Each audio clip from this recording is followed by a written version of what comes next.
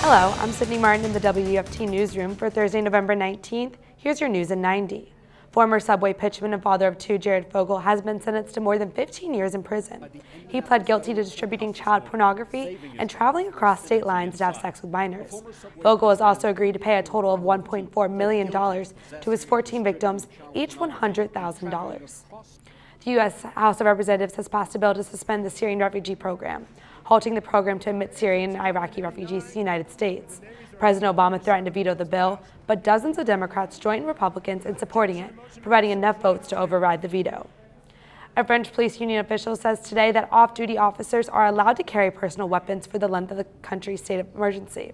The officials say police have been requesting to be allowed to carry weapons off-duty for months.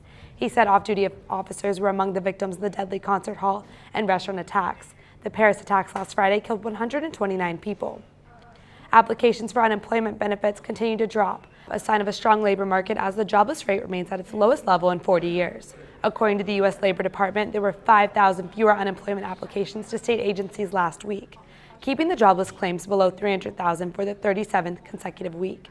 Economists say the improving labor market could be a key factor as the Federal Reserve considers a short-term interest rate hike at their next meeting in December. That's your news in 90. Thanks for watching.